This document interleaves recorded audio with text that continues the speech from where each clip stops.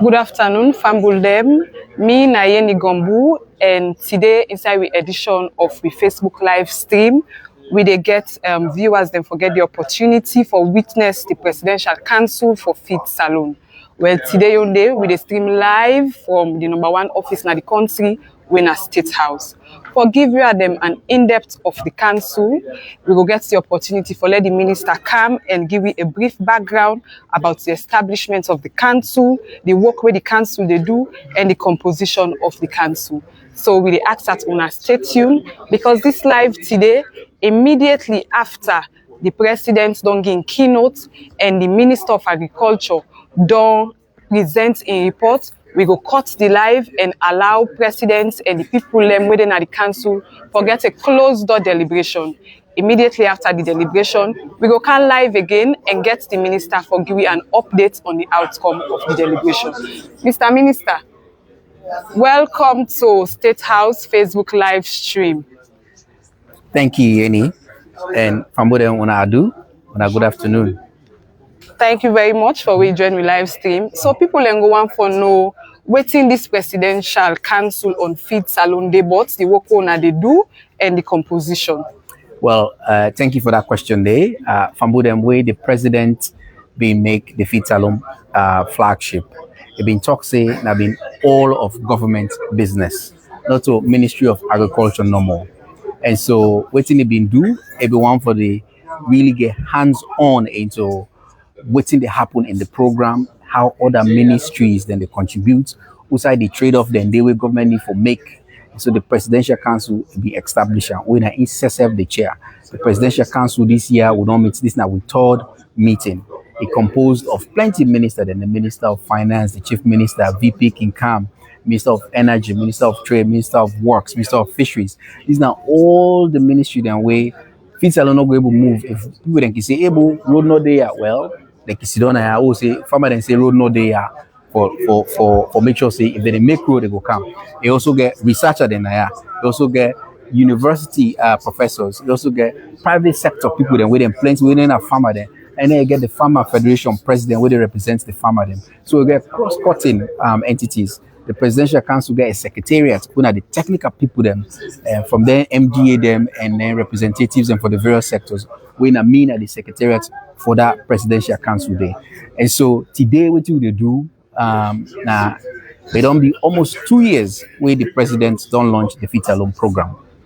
Today where they can give a report. This is not a draft report where the council they can where we me as minister they can give to the council for let them watch waiting we don't do where the 2 year since where the president don't launch. Usa want for pivot for go. And then we'll get the opportunity for hearing from the president, from the council, for giving input, for giving feedback, and for Usa we don't score for celebrate, Usa we need for improve. So now that's what they do now today, and that's the Presidential Council day for. Normally, any big decision we want for make inside the Fit Salone program, we bring an kanaya. Now, with the president and incessant the chair. So now the word that from them now exciting with the president incessant say they want for day part of what's in the happen at Fit Salone. When I will get a live view into waiting down the mean from the meeting or the Ghana today. Thank you very much, Mr. Minister. Fambulem, una don hear waiting the minister don't say. He don't tell una say President Bio since this time flagship program into in second term. Now himself na the chairman for this council. We mean say not to play business. He really want for ensure say Salone we able for feed we self and we able for even export which we they produce at this country. So I just want make una stay tuned to this particular Facebook live stream as now get the opportunity for listening to the minister in presentation. As now tell una say 2 years ago now they launched the Fit Salone program. So today can present a report to president and the council. So una stay tuned to this live and watch and get the opportunity for listening to President Bio and all the other people already at this meeting. Thank you very much.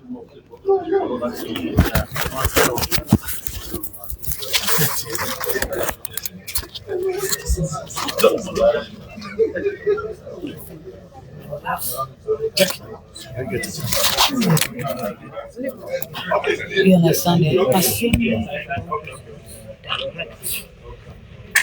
Yes.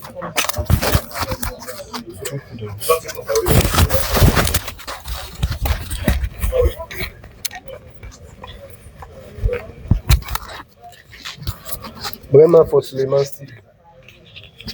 Vraiment. Vraiment for Suleiman.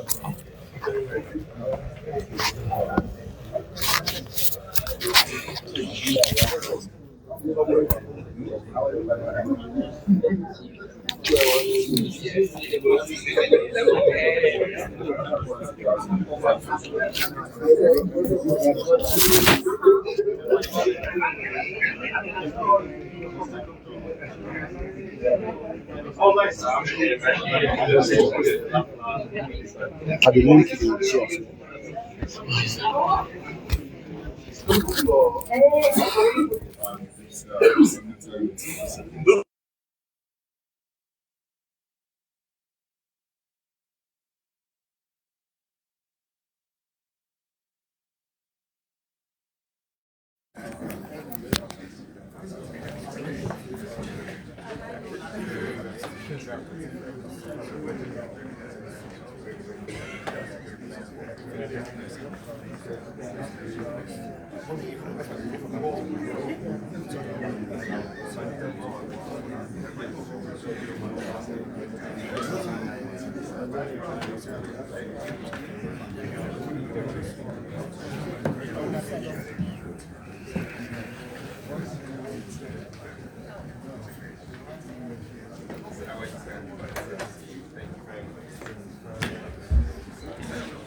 So, ladies and gentlemen, I kindly request that you please occupy your seats.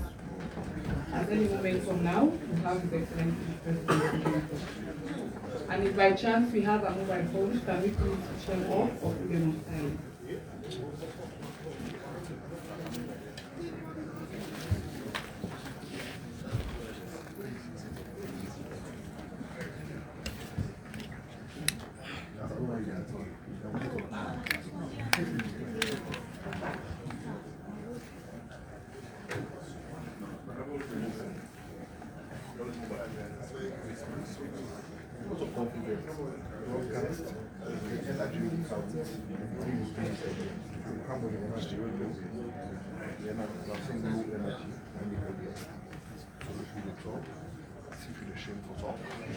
Nobody's going to energy has to.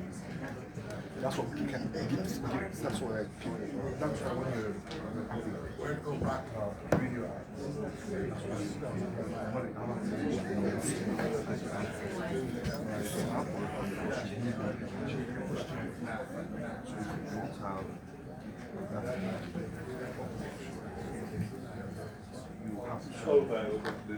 any reporter you don't have international credit.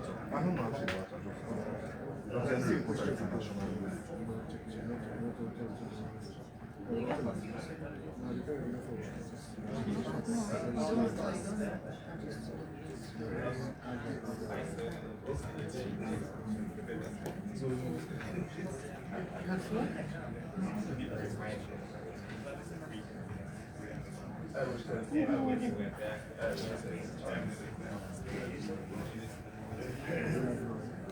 Hello, how are you? Hello. Sorry, I missed your call off and it's the journey.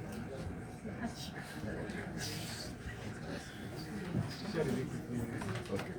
And you don't get to see your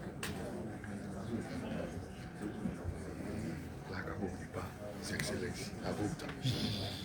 Yes.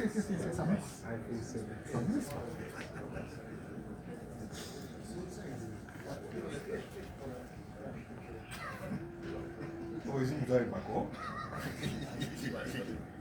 Get steak. Well, that's how Jackie man I win.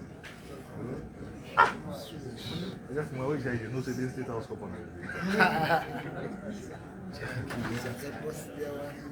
You know, he's not like this. Jackie man, Jackie can show instant silence. He's in the market to go. You're not going to have no.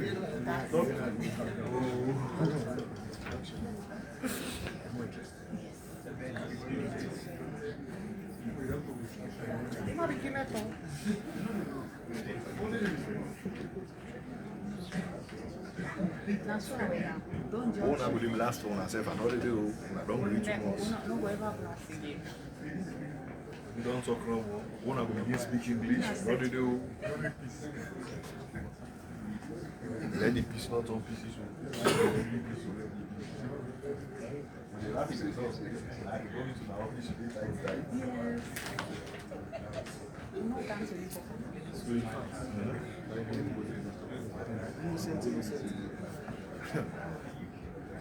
Bon, là, ça vit pas là.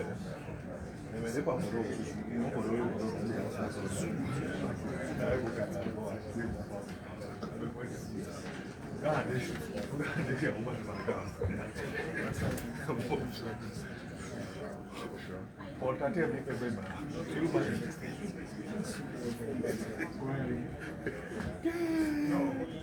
Après, il te plaît pour ma bébé, il t'a pas.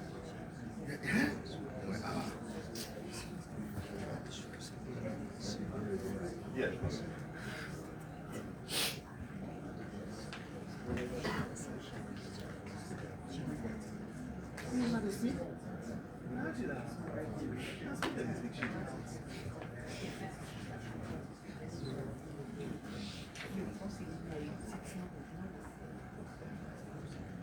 On a des moyens de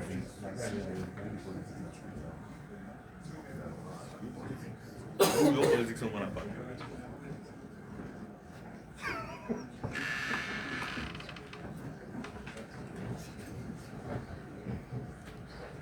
Ladies and gentlemen, please rise for the arrival of His Excellency the President, retired Brigadier Dr. Julius Madabia.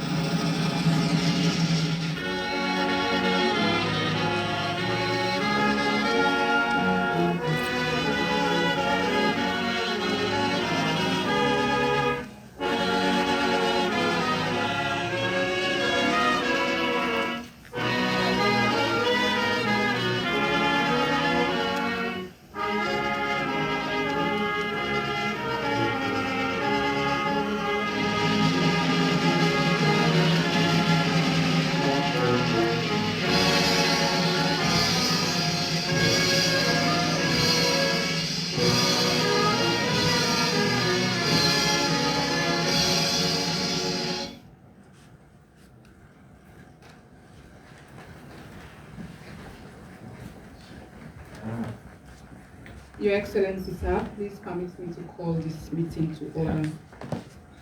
Thank you. Ladies and gentlemen, before we proceed, let me invite all of us so that we can have a moment of silent prayer.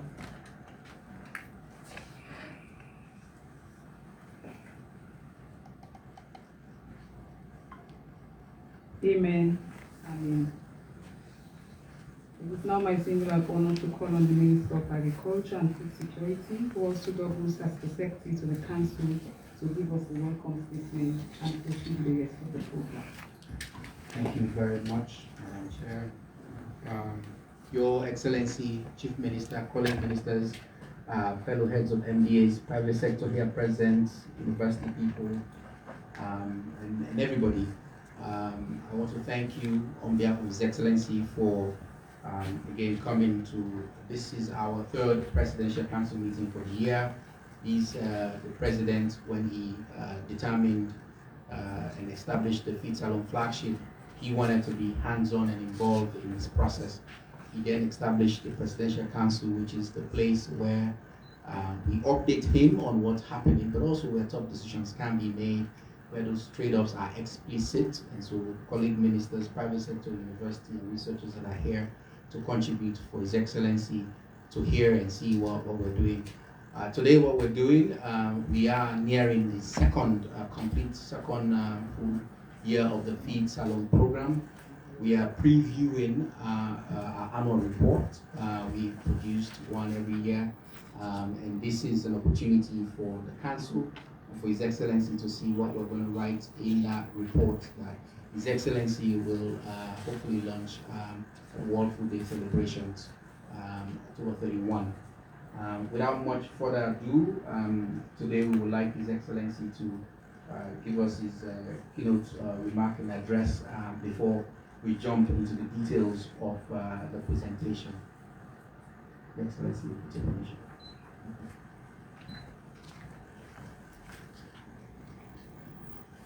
Thank you very much, Chief Minister, other ministers present here, senior officials of the government, and all other protocols observed. I want to say good afternoon to all of you for being here today. We are entering the third year of the implementation of Salone. And I'm proud to say that we have made a tremendous effort over the past 2 years and laid a very solid foundation, one that is built on policy reforms and an evident national drive to do farming as a business. Over the past 2 years, Salone has moved from a vision to a tangible impact. And we are growing more and importing less. In 2024 alone, rice production increased by 8%, leading to 13% reduction in rice imports and saving the nation over 15 million United States dollars.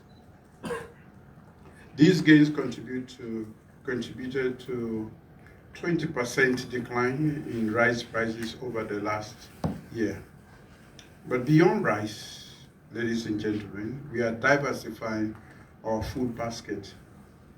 Over the past 2 years, egg imports have fallen by 21%, and locally produced eggs are now 10% cheaper.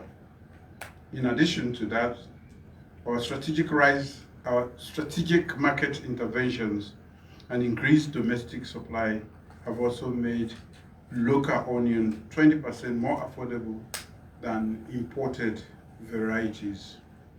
For the first time in Sierra Leone, we have begun exporting vegetable oil and other agricultural products, which is a clear sign of a more competitive and resilient agri-economy. Since food is becoming more affordable, the rate of severe food insecure households fell by 11 points in 1 year. Through institutional feeding policy, the World Food Programme has cut its reliance on imported rice from 90% to 60%, sourcing the remaining 30% directly from Sierra Leone's farmers. Through our flagship program at the Ministry of Agriculture, we are expanding value chains.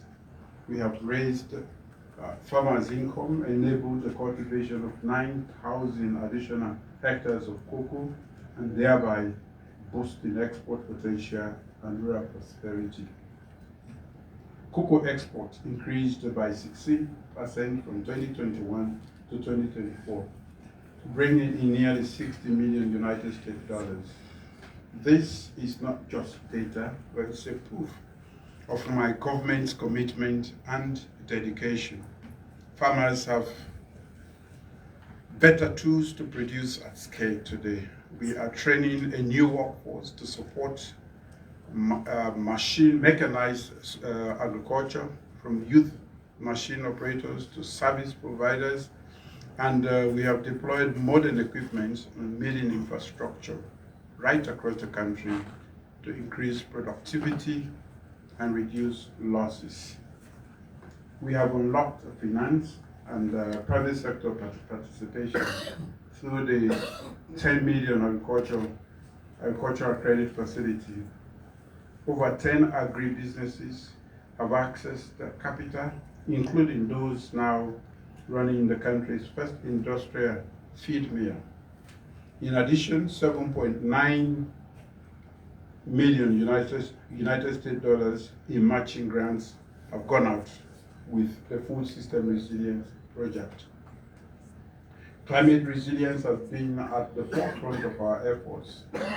For the first time in our country's history, 1,200 of our hardworking farmers are now covered by weather index insurance. Our research institutions are innovating. Slurry has developed Sierra Leone's first aflasafe strain and preparing to release new seed varieties for rice, maize, and cassava. Extension agents are now using digital tools from GIS mapping to seed trackers. Policy is our key instrument as a government. 4 policies have already been enacted on poultry, cattle settlement, rice, and institutional feeding, with more underway on agri-finance, cocoa, and seed systems. Ladies and gentlemen, these are real signs that the system is working and moving in the right direction. With all these successes, we should not stop. Where we are now, we have to make this transformation irreversible. We must now complete what we have started and deliver on what is already in the pipeline. Over the next 6 months, our focus must be on consolidating and accelerating delivery. Succeeding will require speed, coordination, and the full weight of the whole of government approach. Infrastructure remains central to this effort. The rice cluster in Tomabong, Bundapi, and associated investments in irrigation will serve as a bedrock to feed Salone agenda. The special agro-processing zone in Cambia and feeder roads, bridges, or mills, once completed, we lock in production gains and ensure continuity. This is how momentum is sustained and how we make change permanent. These major investments also break grounds and show impact. The $105 million livestock and livelihood development project will be the first of several. The cassava industrialization program must move from planning to execution. To support our local entrepreneurship, we must unlock finance at scale. The 50 million from OPEC fund must be operationalized without delay under a dedicated agricultural fund. Agriculture insurance must expand beyond pilot projects and reach farmers nationwide. Technology must also drive the next phase. The National Biometric Farmers Registry will go live in 2026 alongside the National Soil Mapping Platform, which will eventually help us target subsidies, plan production, and manage resources better. Youth and women will remain at the center of this agenda. The Youth Incubator Center at Jala will be completed and operationalized. Investment targeting women and young entrepreneurs in rice, poultry, and agro-processing must scale. And as a government, we need to ensure that policy always leaves the paper and enters practice. The 1 egg per child program will start next year, and institutional feeding will be enforced to procure more homegrown food across schools and other government institutions. Ladies and gentlemen, we must continue to de-risk and attract private investment. Access to land, tax incentives, and backward integration will drive agro-industrial expansion. Our goal is simple. Value chain must have private sector champions. Every value chain must have a private sector champion. because this is the true measure of success. And as government, we meet these champions halfway with the right incentives and the right support. We have been very intentional about this. The Agri-Food Investor Conference on October 28 is expected to secure investors, close deals, and move projects to bankability. In the first 2 years, we laid a solid foundation, but we have not yet reached the point of no return. This is the moment to protect the gains, close the gaps, and fast-track delivery of our flagship programs to ensure that the momentum we have built is sustained. To succeed, government must move as one, not in silos, but in service of national transformation under my Feed Salone agenda. I called on this nation 2 years ago, and the nation, I think, is responding. Now it is our responsibility to ensure the progress we have made is not reversed, that farming remains dignified, agriculture remains profitable, and our young people see agriculture as their future. Let us move with urgency, discipline, and unity. The gains are rare. There is more to achieve as a nation. To celebrate the progress of Feed Salone, I invite all of you to join me in Cambia on October 31st for the World Food Day. We will launch the 2-year Feed Salone Progress Report and Livestock and Livelihood Development Project. I don't know if Cambia is capable of hosting all of us, but we'll be there in whatever case.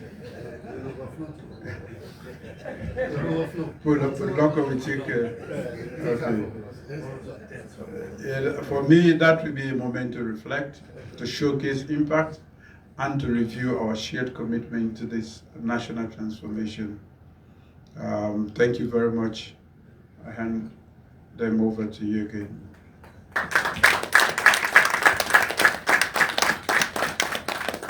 Thank you very much, Your Excellency, for that keynote. I think what you've done for us is highlight the key success areas and where we still need to move and press so that, as you put it, make the gains we've made irreversible. I think that's where we need to be, where it will be very difficult to make us go back. What I'll do now, with your permission, sir, is to quickly go through this presentation, which is a preview of what will be in the report. We focus quite a bit on interventions. I think you've mentioned a lot of the impacts. I will end with that as well, to reinforce it. But some of the interventions that we've done and where we think we need to go. With your permission, I will go to the presentation, and after the presentation is when we open up for comments from everybody in the council here. Next slide. By the way, that picture, can you go? This is a picture of, this is almost, this is in Kenema. This is the Chinese farm, all Chinese from Lambayama IBS. We've tried very hard to maintain all of these, but the pictures that look like is very beautiful. If you're driving from Makeni to Kabala or Kujeong, you see lots of IBSs that are as beautiful as this across the road, which gives us quite a lot of hope. Next slide. But this one has more houses. I left that bit out. They have taken, we are having challenges on that front where people are actually, and this is a message that should go out to people. This place has been there for 20 years or so, and we say we want to feed Salone. The government owns this, and we're struggling to have people not build and erect houses there. We've gone there a few times. We're in conversation with the community, but it's something we're struggling with. But with your voice, I think we need to send a strong message in everywhere where this is happening. But this is one place where we are fighting with people. But we keep going there and engaging. Next slide. So as I said, very quickly, we'll remind people of the objective, the targets we set, the interventions, where we are on impact, way forward, and then we'll open up for feedback. Next slide. Very quickly, I'll run through this because I think we all know this by now. In the strategy, we were very, very clear about the objectives. Import substitution, meaning all the basic staples that we can eat, we wanted to be able to produce them here. The reason for that is, yes, we can get all the wealth in the world, but if for some reason someday, and we've seen this, even when we want to buy, they say you cannot buy because we're not going to sell to you, then we're vulnerable and we're not really truly independent if we can't do that. So for that reason, and for the economic ramifications of making sure we keep our forex, in addition to when we boost our exports, that it becomes a macroeconomic stabilization tool. We boost exports, we get forex, it strengthens our currency, our economy grows. That was objective number 2. Job creation for income, and income generation for women and youth, another key objective. Hunger and malnutrition is something we've been struggling with, and climate resilience, where agriculture is not contributing to climate change, but also building resilience in our food system. Those were broadly the 5 objectives that we set ourselves in the strategy. Didn't want to do everything, but everything that really created jobs, supported economic growth, and also was sustainable and was what was in the strategy. Next slide. And in across those objectives, we had specific goals, and His Excellencies reported against some of those. And what we've aimed to do is to report against each of these specific indicators. For import substitution, for example, we had rice, we had onion, we had poultry, we had targets that we wanted to reduce importation by annually 10%. We wanted to increase yield, wanted to increase production, and we're seeing that, and we'll see some numbers on those already. Exports, we targeted cocoa, cashew, and coffee, and we have numbers on that, and the targets were there. That by the time the strategy is finished, we've increased our export by at least 50%, doing 10% annually. Job creation, the government as a whole has a big target for 500,000 jobs for young people. We see agriculture as a key place where some of these jobs can come from, and there's a target for that. Food insecurity, some of the BFP data has been mentioned here already by His Excellency, but that's also another area. Chronic hunger and malnutrition, also other key targets that we set ourselves. Next slide. So those were the objectives that we had, some targets, and His Excellency has traveled across the world looking for money and resources so that we can have programs and activities to be able to allow us to meet these goals. So what I'll do in the next several slides is to show some of these highlight interventions that we're doing, and which leads us to the impact that His Excellency mentioned in his speech. Next slide.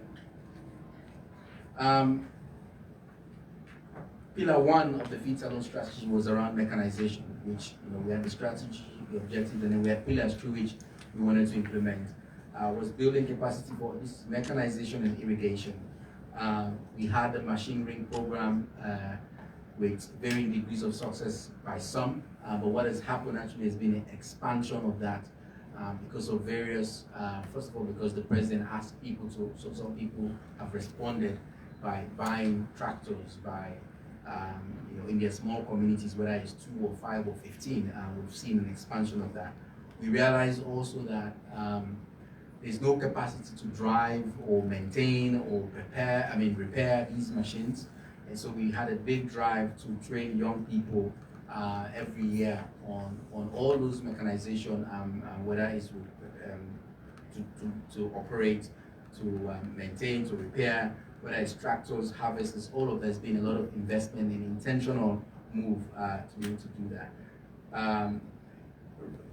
Milling is a major problem for us. We're very much at the moment smallholder focused, and to help reduce post-harvest loss is to make sure we support rice mills. We have across this country 10 Sakata rice mills. These are 6 metric tons per hour rice mills. That's about 650 50 kg bags per hour when milled across this country distributed. That's in addition to several other 2 metric tons, maybe 2 metric tons per hour rice mill distributed across the country that farmers are setting up to allow them to aggregate and bring so that we reduce this back-breaking effort of pounding our rice. Combined harvesters have been distributed. We're distributing more this year. 30 more combined harvesters will go across. As we've been doing this, people complain that storage is a major issue. So we built grain storage 23 across the country, targeting where we have inland valley swamp opportunities across the country. Next slide. Irrigation infrastructure. Here, what we have, obviously, every time I go to the radio, they will ask me about Tomobone, but there is where we're doing a big push for our irrigation. There, 5,000 hectares is where we're targeting, another 800 in Wunderpi, and there are other projects in the pipeline that will look at Cambia. The Chinese are looking at Cambia for irrigation work there as well. The 5,000 in Tomobone, we're very confident by June 2026, we should be able to have 1,000 of that completed where we're doing rice there. That's the push with the partners and the contractor that we're doing, but that's the push on irrigation. Again, the model there was where we're doing this is places where we have 50,000 hectare contiguous land. Government wanted to do 5,000 or so as a model. We use that as equity and join the private sector to come and work with us. So we're still on that drive to move that, and that's the goal that we want to accomplish, to show that we can do this and drive that. Next slide. Pillar 2, which is seeds and input system. There we've made quite a lot of gains. For the past 3 years now, we have not been importing seeds into this country, and we have not had bad results. In fact, the last year or so, the first year I came, people were like, oh, my seeds didn't germinate. What did we do? We said, for government and government projects, every seed that went out, it had to be cleaned so that we increase the rate of germination, reduce how much weeds will come. Because when you harvest rice and bag and keep and store, and you put it in the field next year without cleaning, all the spores for weeds are there, and then it will. So this year, when we've instituted that, we saw that we had good, that alone will increase yield for farmers. Another big thing we've done in the past year and a half is to build, and His Excellency will commission this on Friday or Thursday. This is Leska's seeds laboratory, modern state-of-the-art facility where every seed that goes out we can track, we can test, and know the varieties that are out there, at least that come through government. It's a good facility, and that's what we've done. His Excellency mentioned varieties that have been released, varieties that were registering for cassava, maize, and rice. And we had very early on when we started, brought the foremost experts in the seed system in Africa for rice, cassava, and seed, and they developed for us a very good plan that we're executing against and raising money. Both Larry, Leska, they're using that, going out there, breeding and raising money to make sure our seed system, which is really a foundation for driving this, goal. Next slide. Institutional feeding. This is one of those that we did as government because we wanted to demonstrate that this can be done. We have a scenario where we have boarding schools or the military. Over the weekend, I was with the Chief of Defense Staff, who was telling us that the military alone gets $6 million a year on rice.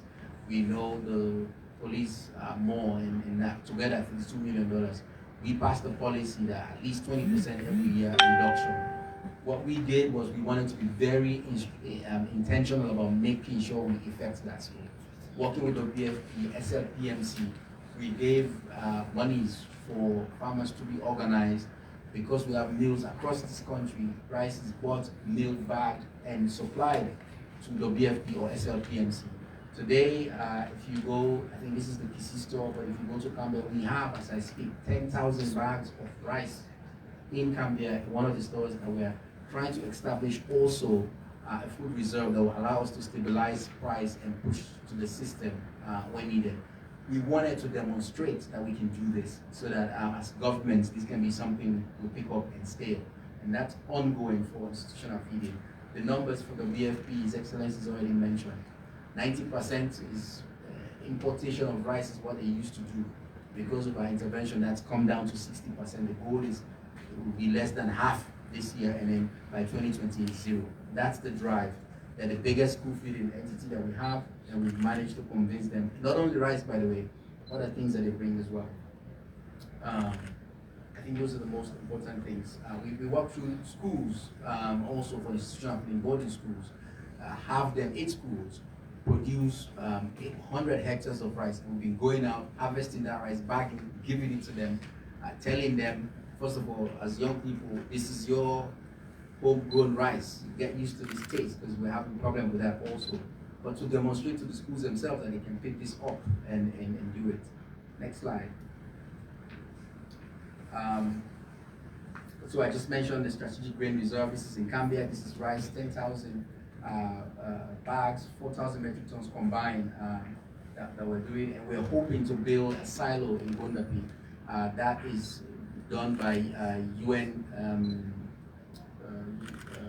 UNCDF, the UN agency is helping us to develop that 4,000 metric ton silo to be able to make sure the reserve is keeps food for long without spoiling. Next slide. Aggregation, processing, and marketing is another channel through we wanted to deliver results. For this, we have rice clusters that we're building in Bundapi, in Tomabom, and Gambia is on with the new SAPZ coming as well. The picture on the top right corner there is below is the prototype of what we want to do. There we have storage that can take, for paddy that can take up to 5,000 metric tons, and for meal rice that can also take another 5,000 metric tons. And we have 4 integrated rice mills that can polish, bag, and process rice to look like what's being imported. I was just there over the weekend. That's the state in Bundapi. It's similar state in Tomabom as well. And that will really be a game changer and allow for a lasting impact in these areas. When you do that, farmers get motivated. I've seen farmers grow 4 hectares, and then the next year, because they don't have storage, go down to 1 because they don't know where to put it. But now we will provide storage for them. We will mill and bag. And the question that people normally ask, where's the rice? We will begin to answer that as we go across the country. Next slide. Connectivity to market. Again, we have 420 kilometers of feeder road across the country, 8 districts across the country under construction right now. His Excellency launched the Matru Bridge. The Jendema one is ready. The one in Manoa is almost complete. Tompari in January. So these are all things that we're doing to be able to link farmers to market, and many more infrastructure initiatives that we're doing to support feed. Next slide. Again, on the aggregation, processing, and market, this is Capital Food. His Excellency went to Capital Foods and commissioned that, I think, some 2-3 years ago. I have been there now 3 times, and Your Excellency, there is progress there. They're expanding every day. They now got new machines to even produce from, I think they used to do cocoa liquor, but now they can process to the next level and produce finer powder. And the scale is much bigger, and we're seeing that they're getting more cocoa. They're struggling because I think the importers are getting, the exporters are getting more money for the produce. They're struggling with them, but they are doing their bits to make sure it comes here, and they're demonstrating to farmers that jobs can be linked to this, and they're here to stay. But that's ongoing. These are real products that we have. And House of Beans is another example of where we're seeing big success, where this is our cocoa, big produce, and coffee put in those sachets that you can put in your coffee machine, and that I've seen examples of good things happening across. Next slide. We mentioned this is access to finance, which for private sector is a big deal, is what they've been asking for. Every year, the bank governor has now put this $10 million credit facility, 90% uptake, and people are beginning to pay even. But we have real impact from them. The first ever commercialized poultry feed mill was because of the loan facility. Young people buying 15 tractors, harvesters across the country to start. This is in Gombali, in In Tonkolili, people are taking money, bringing fertilizer inputs in to be able to support the program. Many new companies are starting because they have starting or expanding because we established the credit facility. Next slide. The first ever weather index insurance we launched with Activia with support from UNCDF. We're piloting, this is a pilot stage, but 1,000 farmers bought premium and they are now covered for both drought and flooding. It will cover rice and maize, and this is a pilot program that I'm hoping we can bring to cabinet once we learn a bit more for government to take up, because we think it's one of those fundamental things that we can have and leave as a legacy as a result of this Feed Salone program. Next slide. Inland Valley Swamp I mentioned, this year we launched a government resources program to actually have paramount chiefs in their chiefdoms. We supported a minimum 5 hectares to do Inland Valley Swamp. And when you drive across, I was just out and you can see the evidence of some of these things. They look very beautiful, and we did together we've done 6,500 hectares rehabilitated. This is good for us because it's also a trigger for EU budget support. Minister of Finance, we're with you, and you supported us in this exercise, and that went out quickly and early to farmers. Next slide. We've talked about this. Last year we presented the soils mapping. That was on paper format. His Excellency said, why have it on paper? Why not have a digital part of this? This year we have that live. You can scan that. The website is also there, and it can take you. You can look at soils properties by, I think, the smallest unit. You can go up to chiefdom level and see soil properties. We need to improve on that to make it even finer too. But at least investors come in to try to look at what our soil properties are, can glean some information around that. This is under ag tech and smart agriculture. We are in the process we're building software for this national farmer ID that will be linked to whatever support they get, and this will be unique and all of that. It's been a while, but this is also we've landed, and the ID hopefully 2026 that will be completed and we'll launch that. Next slide. We are going to, we have the interactive voice response system for support with extension, but this year we will commission, I think we want to do this on World Food Day, the Rural Farm Radio. This is nationwide, that is dedicated just for us, for farmers, where we'll be able to push out information across the country. That also is completed and it's there. It's 98.9. I think it's live now, but we don't want to go too live yet before His Excellency get onto it. But if you tune in now, you can hear the wavelength. Next slide. So Feed Salone obviously is not just Ministry of Agriculture. We have the research stations. We have SLARI. We have SLESCA. We have NAFRA that are all doing things, activities, regulations, and all of that. So here we try to highlight some of what they're doing. We've mentioned aflasafe. Aflatoxin is a very dangerous, insidious sort of things that you can have in grains, particularly maize, groundnuts, and all these other things that are not good for you, but you wouldn't know until you get enough doses, and then it can be very dangerous. There are ways to deal with that, and we're working with SLARI to be able to help us do that. We have, we just mentioned the seed tracker with SLESCA, which we support from IITA, where every variety that is released in Sierra Leone or that we even give, they have agents across in the country that can go pick up if they're not satisfied, if a particular seed vendor, they're not satisfied with them, they can trace where they give seeds to and come back and see whether it's real variety or whatever.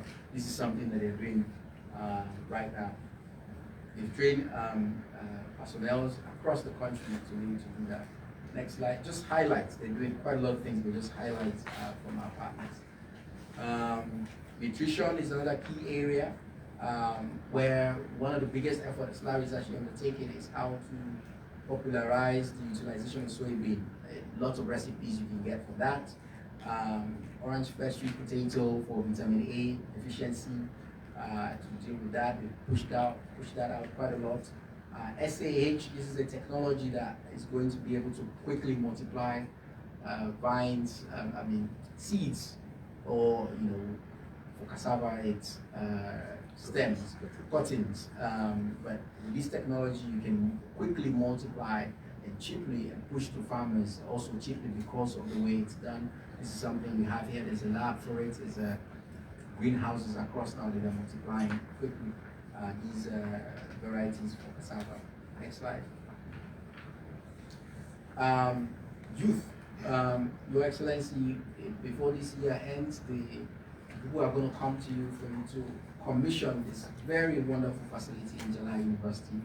This is a facility that has everything for theoretical training to practical training. It has livestock, poultry, it has a IVS swamp, it has a slaughterhouse, it even has a daycare for young people that have children that want to come get training, that they can be supported.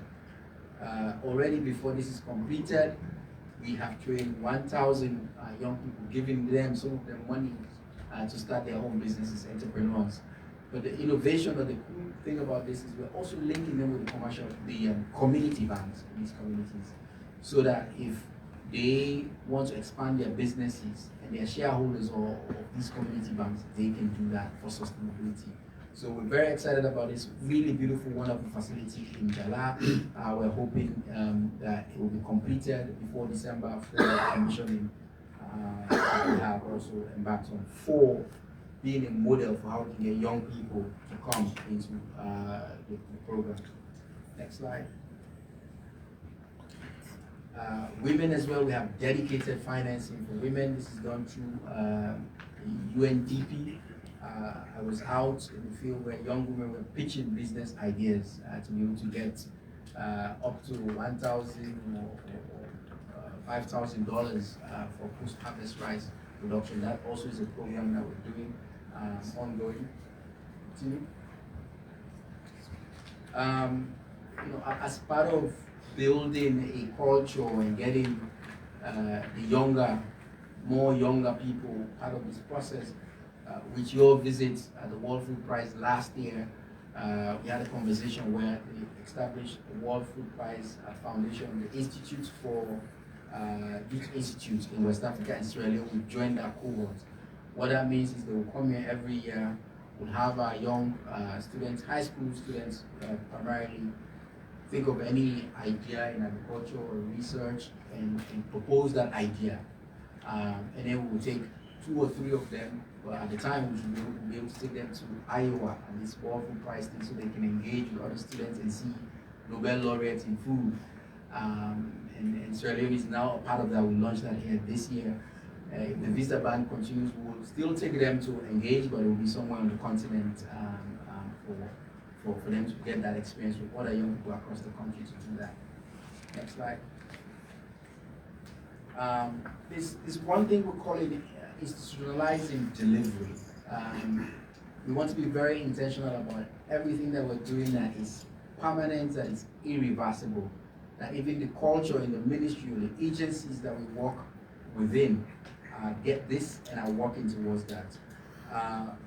We produce data and we cite a lot of data, but this year and last year actually, we started last year, but this year really we instituted to say we are going to have our annual crop yield and production data every year. That the system here, even our international partners are part of this with Start Sierra Leone, all our partners, FAO, that they will look to us for data. If we say this is the yield, if we say this is the production of rice that we have this year, people can look to that and make sense of it and believe that that's what we want to do.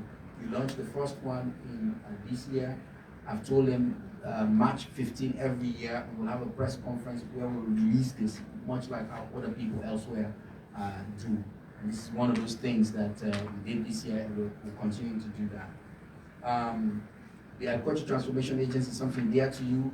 We think there's a variant of that can work. We've submitted cabinet papers already. At the next cabinet, this will come up. I think it will help sort of build, if you like, an auxiliary arm to the Ministry of Agriculture to do a lot of these cross-cutting things that if you didn't have a minister like me that can do finance or do that, but that there's a body that can do that doesn't sit currently in the Ministry of Agriculture, and that will also come. As I mentioned, we're building data systems. We have a list of indicators now that we want to track. We want to make sure we know how data on a regular basis leave the district to come to us. These are all things we want to put into the ministry to drive to ensure that even as we're making gains, how we work, where we work, we're institutionalizing the progress, and people are buying it because we know we're not here forever, but we want other people that come to drive this as well. Next slide. Impact. I think His Excellency has mentioned a lot of this, so I'll run through these. So those are highlights of some of the interventions and activities and where we are with them. As you can see, some of them we need to drive through and complete and finish. Others are, and once we do, the momentum really will be supported and sustained is the goal. And so that's why I took up my time to go through some of those. But even before that, we're beginning to see some of these gains. But again, these are shaky gains. As His Excellency said, we're not at the point of no return yet. That's where we want to be. Because in agriculture, if you farm 1 year and don't farm the next year, you're not going to get the rice that you want to eat. So that's why we really need to press and finish all of these. On impact, next slide. We've seen His Excellency mentioned already 15 million drop in import numbers, value, 8%, 10% drop in imports. We need to have updated for 2025. We don't have a full year yet, but it's also showing year to date. It's also showing that it's going down as well. Next slide. This is from the BFP. Just this is on price. They do this every quarter, and we've seen even in the lean period that both imported rice and local rice prices are also going down. I have a preview to the next report coming. It continues to go down as well, even as we enter into the last quarter of this year, which is the first time it's really doing that in the last. If you compare this time last year, you see that it's a big change. Next slide. Again, their food security numbers. The number of severely food insecure is also going down. This is independent of us, it's not us, it's the WFP. They do this for all across the globe, and we're showing that we want to sustain this gain. Next slide. Exports. There's been a massive response to price increases that we've seen globally, and all the interventions, whether it's projects well before us. Now these fruits are coming to bear, literally, and we have also invested 9,000 hectares, which will become matured and begin to produce fruits in the next year and a half. That will begin to make sure that the export volumes that we're seeing will go up at $11,000 per metric ton. That's a lot of money that we think we can bring in. Next slide. Eggs, we've talked about it. His Excellency mentioned, and this for me, Your Excellency, have been around, and everywhere I go, I see big poultry, or planned a big poultry. So I'm very optimistic about the egg part of this, that we're going to reduce. Already, I feel we are above 50% of our need, and that's why you see imports falling down and also being cheaper for eggs as well. Onions, and of course we're exporting vegetable well before even the start of this, but it's because of these policies that we've set that allow us to continue to build on some of these momentums. Next slide. Way forward. So this is very high level again. We're writing a whole report. It's going to be a nice report that will put all of this. So we're just going through these very quickly. Next slide. I think a lot of what we, and yesterday the secretariat to this met, to the Presidential Council met, a lot of folks were here, or their representatives. Part of the discussion really hovered around what's that private sector that we can move, as we've been doing, and we can see gains. But if we really want to have this irreversible change, if we want to make sure things are sustainable, that we have to push on private sector to come in, that we can choose 1 or 2 or 3 value chains and find champions for those value chains and be very deliberate as a government on how we can. You take rice, how are we going to have that one person, like the PC and Sons equivalent for rice? We take maize, we take poultry, right? And how we support them. We feel it's a pivot that is needed even as we continue these other things, because if we do that, the burden on government, all we have to do is the policies and enabling environment. But as long as there's profits to be made, that we can really sustain this game and make them irreversible. I think it's the biggest takeaway for pivot for us going forward. So the private sector, the policies around that, and then cooperatives, because we don't want to have one person that holds us hostage. We want them to depend on smallholder farmers. So a system where you have an anchor farmer that we've created in a way, and then build cooperatives of farmers around them, and then that can really drive the whole thing, so that we're also reducing poverty and income for farmers in that. I think for us, that's really way forward, how we pivot after 2 years into this, what we do, and we're working very hard to be able to do just that. Through the finance and policy and some of the funds that we're having in what we put in the budget for us for next year. Next slide. I think these are all, so basically again, to scale up, to run, to complete these infrastructure projects that we have is paramount to be able to sustain that. I think that's what we're trying to communicate here. To make sure we have this livestock project come and start so that we can maintain and continue that. We don't have a solid program in livestock, so this one is, once this starts, it's another angle that we have.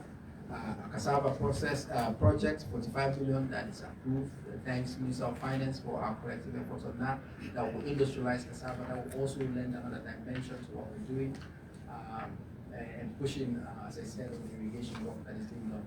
Completing the SAPZ and the clusters in Cambia, Tomabom and Bonafi, those all will add value for us moving this and sustaining momentum. Next slide.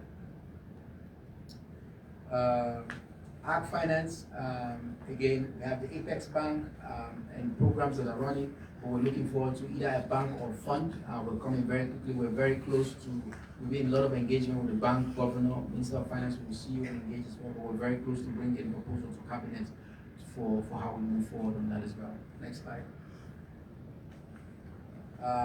Again, I've mentioned attracting private sector. We have a number of efforts that we're doing in addition to what the president does. So real quickly, I've mentioned October 28th. This is the investment that we're having here in Freetown at Hugo Foods Hotel. Chief Minister and a number of ministers are also traveling to London for the Sierra Leone Investment Forum, which is a side event that is being done. There we will go and pitch again and have projects that we can push to investors. We've done a number of these efforts, and some of them do yield results as we seek to attract more private sector in the space. Next slide. Let's skip that. These are all the policies in pipeline being development, either submitted or waiting for concurrence from partners, for colleagues in the ministry, in the various ministries. Next slide. We like to go back to this because people will say, His Excellency, what pledges, how much you need to do in the region, how much of that money is really here? Well, the answer is we've done quite a lot in less than 14 months. When 800 million was pledged, we have 280 million that are live projects or signed or approved by board that will come into fruition and be activities on the ground.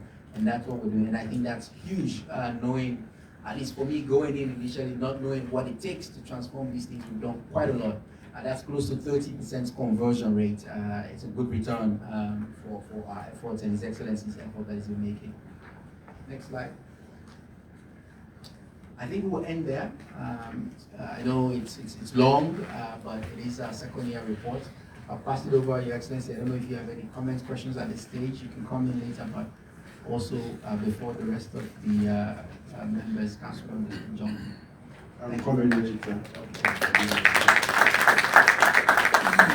The floor is open. Chief Minister. Your Excellency, Minister, thank you. This is wonderful.